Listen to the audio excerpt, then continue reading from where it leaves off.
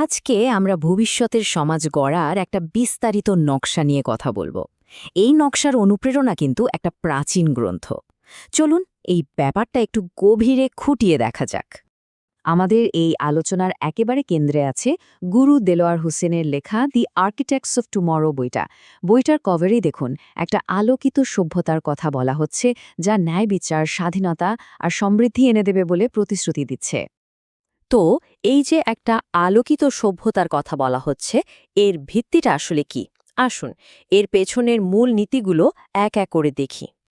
এই পুরো ভাবনার একদম মূলে আছে বিশ্বাসের ওপর ভিত্তি করে মানবজাতিকে দুটো ভাগে ভাগ করে দেখা। এটাই আমাদের আলোচনার পরের ধাপ। আর এই পুরো দর্শনের ভিত্তিটাই নেওয়া হয়েছে কোরআনের একটি অধ্যায় সূরা মুহাম্মাদ থেকে। মানে এর পথনির্দেশক নীতিগুলো সব এখানেই পাওয়া যায়। এই ধর্মগ্রন্থের প্রথম ৩টা আয়াতের উপর ভিত্তি করে মীরকে পরিষ্কার দুটো ভাগে ভাগ করা হয়েছে।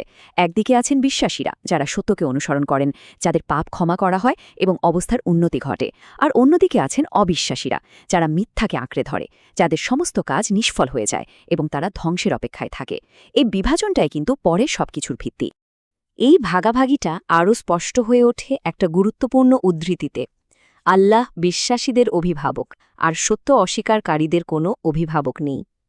এটা শুধু একটা আধ্যাত্মিক পার্থক্যই না, বরং এটা এমন একটা ধারণা দেয় যেখানে এক দলের জন্য ঐশ্বরিক সুরক্ষা আছে আর অন্য দলের জন্য তা বিলকুল নেই। আচ্ছা, এবার দেখা যাক এই বিশ্বাস কিভাবে নির্দিষ্ট কাজে পরিণত হয় আর কিভাবে দুটো দলের জন্য দুটো একেবারে ভিন্ন অনন্ত পরিণতি ডেকে আনে। ৪ নম্বর আয়াতে যুদ্ধের সময় বিশ্বাসীদের জন্য কিছু নির্দিষ্ট আচরণবিধির কথা বলা হয়েছে। ধাপগুলো অনেকটা এরকম: অবিশ্বাসীদের মুখোমুখি হতে হবে, তাদের ঘাড়ে আঘাত করতে হবে, তাদের শক্ত করে বাঁধতে হবে, আর তারপর হয় দয়া দেখাতে হবে অথবা মুক্তিপণ নিতে হবে। আর এটা চলবে যতক্ষণ না যুদ্ধ শেষ হয়। এখানে ধর্মগ্রন্থির একটা প্রতিশ্রুতির কথাও বলা হয়েছে: হে বিশ্বাসীগণ, তোমরা আল্লাহর পথে সাহায্য করলে আল্লাহ তোমাদের সাহায্য করবেন এবং তোমাদের অবস্থানকে সুদৃঢ় করবেন।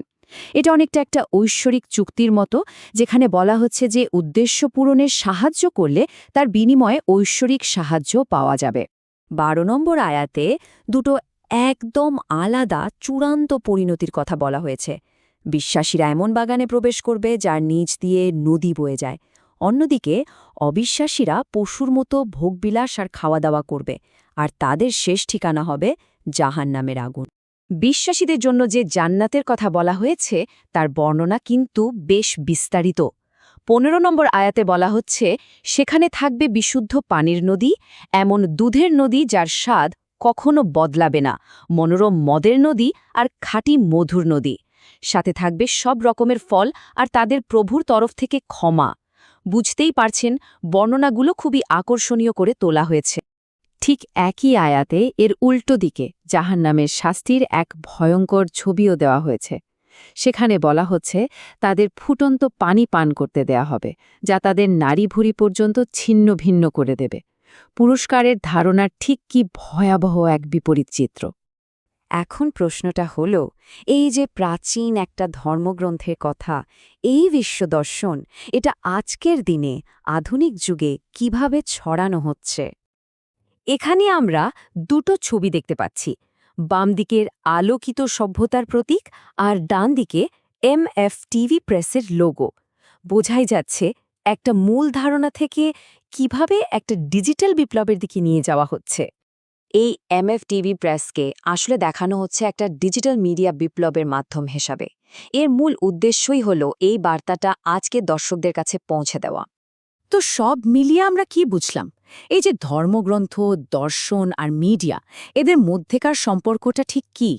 আসুন আমরা আলোচনার একদম শেষ পর্যায়ে চলে এসেছি।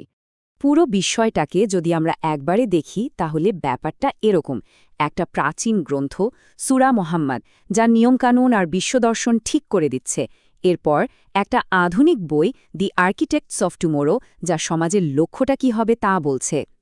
এর ফল হিসেবে যে ভবিষ্যৎ সমাজটার কথা বলা হচ্ছে তার নাম আলোকিত সভ্যতা। আর সবশেষে এমএফটিভি প্রেস এই পুরো বার্তাটা সবার কাছে পৌঁছে দিচ্ছে, অর্থাৎ একটা প্রাচীন গ্রন্থ থেকে শুরু করে আধুনিক ডিজিটাল প্ল্যাটফর্ম পর্যন্ত একটা সুসংহত কাঠামো। আমরা তো দেখলাম কিভাবে একটা প্রাচীন গ্রন্থ একটা আধুনিক সমাজের জন্য একটা বেশ কঠোর নকশা তৈরি করে দিচ্ছে। শেষে তাই একটা প্রশ্ন কিন্তু থেকেই যায়, যা আমাদের ভাবনার জন্য। যখন অতীতে ভবিষ্যতের জন্য এত নিখুঁত একটা ব্লুপ্রিন্ট দিয়ে দেয়, তখন নতুন করে কিছু গড়ার মানেটা আসলে কি দাঁড়ায়?